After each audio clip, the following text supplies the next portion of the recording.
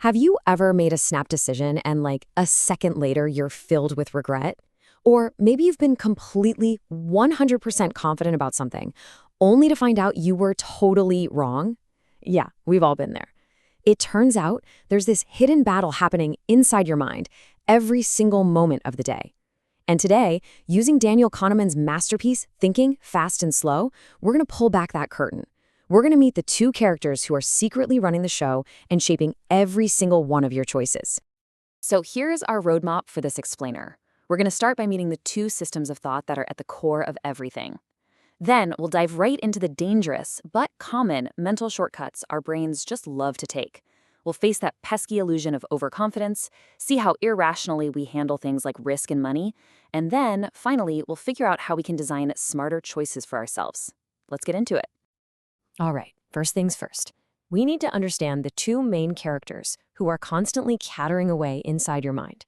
Kahneman gives them really simple names, but believe me, the way they interact is the foundation for absolutely everything that's coming next. So let's just start with that huge question on the screen. Who's really making your decisions? I mean, you probably think it's you, right? The conscious, rational part of your mind that's listening to me talk right now. But what if I told you that most of the time, someone else is at the wheel? The real answer is so much more fascinating and honestly a little bit unsettling than you might think. Kahneman calls these two characters System 1 and System 2. Now, System 1, he says, is the real hero of the story. It's the one operating automatically, quickly, with almost no effort at all. It's fast, it's intuitive, and it's emotional. Just think about it. You instantly know the answer to 2 plus 2. You can tell someone's angry just from the tone of their voice. You can swerve your car to dodge an obstacle without even thinking. That is all System 1. It's basically our ancient evolutionary autopilot built for snap survival judgments. And then you have System 2. This is the supporting character who thinks it's the star of the show. It is slow, deliberative, and logical. System 2 is the part of your brain you have to consciously turn on when you need to focus. Like when you're doing your taxes or trying to squeeze into a tight parking spot. It's effortful and frankly, it's pretty lazy. System 1 is constantly feeding System 2's suggestions, feelings, intuitions, gut reactions, and if System 2 signs off on them, well, they become your actual beliefs and actions. And here is the absolute crucial part. System 2 needs your full attention, and it gets tired really, really easily. This leads to a state that Kahneman calls ego depletion. It's basically a state of reduced self-control after you've been using your willpower. Think about your System 2 like a muscle. If you use it too much, it gets exhausted. You spend the whole day at work being disciplined, making tough choices, fighting the urge to scroll through social media. By the time you get home, you're wiped, and you're trying to decide on dinner, and suddenly ordering that greasy pizza just feels so much easier, so much better than cooking a healthy meal. That's not you being weak-willed. That's ego depletion. Your System 2 is tired, and it just defaulted to the impulsive, easy way out System 1 to make the call. So if our lazy System 2 often just lets the impulsive System 1 take the lead, what's the result? Well, we start making predictable, systematic mistakes. So let's dive into the dangerous mental shortcuts our brains use to save a little bit of energy. Now, to work so quickly, System 1 depends on what are called heuristics. As you can see on the screen, these are just mental shortcuts that help us make quick judgments. You can think of them as rules of thumb. They're what help us get through a complicated world without having to stop and deeply analyze every single little thing. For example, you see someone in a white coat with a stethoscope around their neck, your brain uses a heuristic to just assume doctor. And most of the time that works great. But here's the problem. These shortcuts can also lead us straight into systematic errors, or what we now call cognitive biases. Let's look at a few of the big ones. First up, there's the availability heuristic. This is where we judge how likely something is by how easily an example pops into our head. So after you see a bunch of news reports about shark attacks, you might think swimming in the ocean is super dangerous, even though, statistically, you're way more likely to be injured by a falling coconut. The shark story is just more available. It's more vivid in your mind. Second, we've got the representativeness heuristic. This is a fancy way of saying we judge things based on stereotypes. If I describe a guy as shy and a bit of a nerd with a passion for details, is he more likely to be a librarian or a farmer? Most people immediately say librarian because it fits the stereotype, but they completely forget to consider the basic fact that there are way, way more farmers in the world than librarians. We swap a judgment of similarity for a judgment of actual probability. And finally, there's the affect heuristic. This is when your emotions just take over. You let your feelings about something, whether you like it or you don't, shape your beliefs about it, completely ignoring the actual data. Okay, next up is a bias that marketers and negotiators absolutely love to use, the anchoring effect. The definition on screen says it's when an initial piece of information, even a random one, has this huge influence on our later judgments. Let's say you walk into a store and you see a jacket with a price tag of $1,000. You think, no way, that's insane. Then, a minute later, you see it's on sale for $400. All of a sudden, $400 seems like a fantastic deal.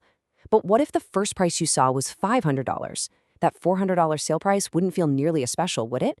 That first number, the $1,000, it anchored your brain and made the second price seem much more reasonable, even though you consciously rejected it. This affects everything from salary negotiations to how we price a house. So, our brains are using these flawed shortcuts, but you want to know what's worse? We are blissfully unaware that it's even happening. In fact, these mental glitches lead us directly into one of the biggest traps of all, the overconfidence illusion, which is basically why we consistently think we know a lot more than we actually do. Kahneman just nails this with the quote on screen. The confidence that individuals have in their beliefs depends mostly on the quality of the story they can tell about what they see, even if they see little. You see, our fast thinking system 1 is a master storyteller. It takes whatever little bit of information it has and immediately spins it into a coherent, plausible narrative. It hates ambiguity, it hates doubt. But here's the problem. The coherence of the story has nothing to do with whether it's true. We build these really confident beliefs on a foundation of incomplete, sometimes totally wrong information, because we fail to ask that single most important question: what am I not seeing?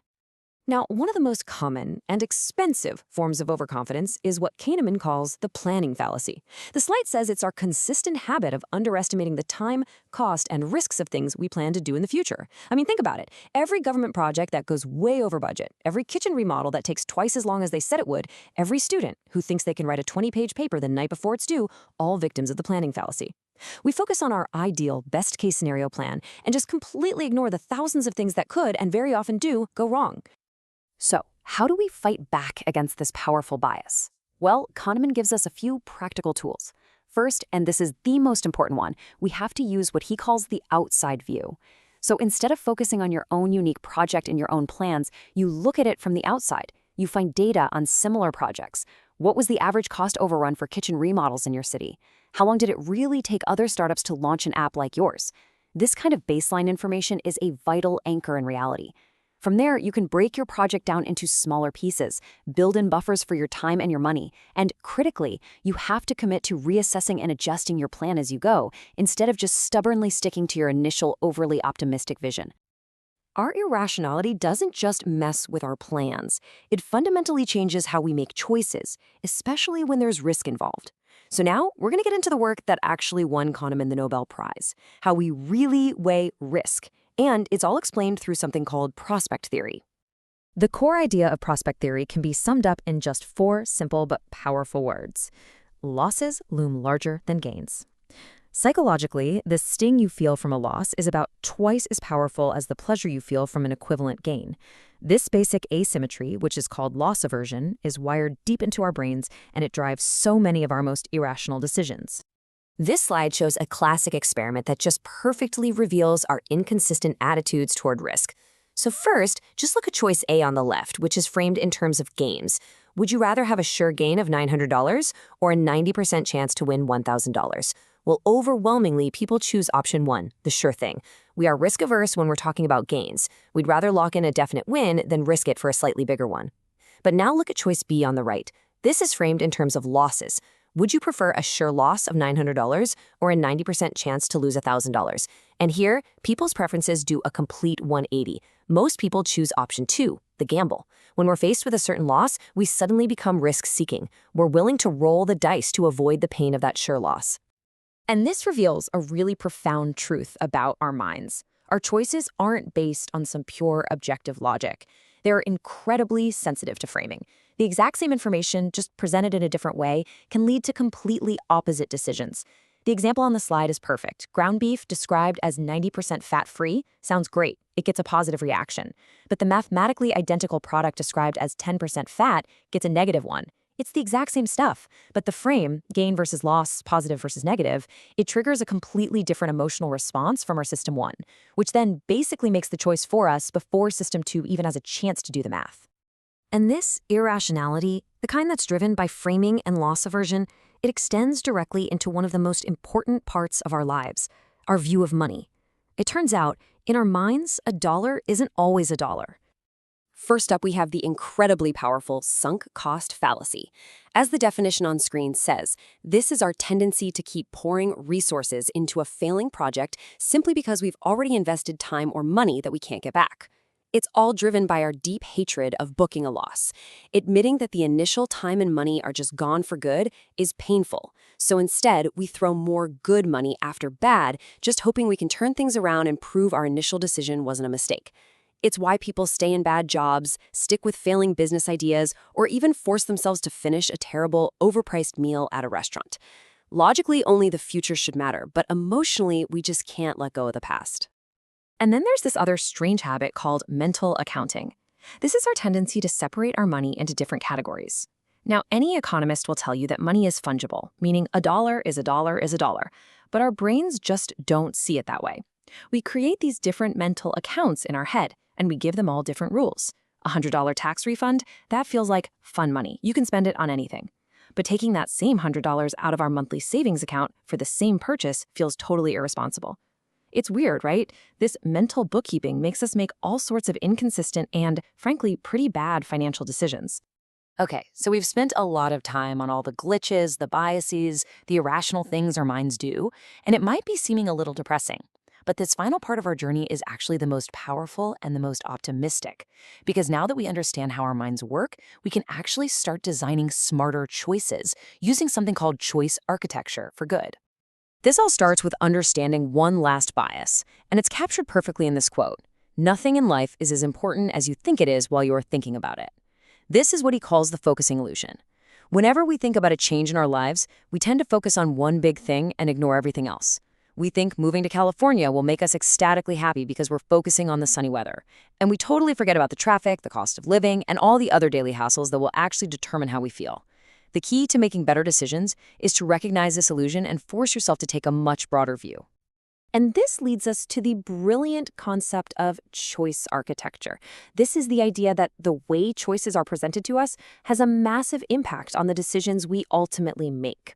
By understanding our own biases, like our tendency to just stick with the default option, we can design systems that nudge us toward better outcomes. For instance, companies that automatically enroll their employees in a retirement savings plan, but give them an easy way to opt out, see way higher participation than companies that make you actively sign up. That's a nudge. Putting the healthy food at eye level in a cafeteria is a nudge. Showing you how your electricity use compares to your neighbors is a nudge. It's not about forcing people to do anything. It's just about making the better choice the easier choice. So this entire journey through thinking fast and slow brings us right here, to this final personal question on the screen. Now that you know the glitches in your own thinking, how will you design a better system for yourself? Because the real power of this knowledge isn't just being able to spot biases in other people. It's having the humility to see them in ourselves and then taking actual steps to design a better environment for our future selves. Whether that means setting up automatic savings, creating checklists for big decisions, or just learning to pause for a second before making a snap judgment, we can all become the architects of our own better choices. Look, we have only just scratched the surface of this incredible book. If any of this got you thinking, I cannot recommend it enough. You can find a link to the book in the description below. Thank you so much for watching.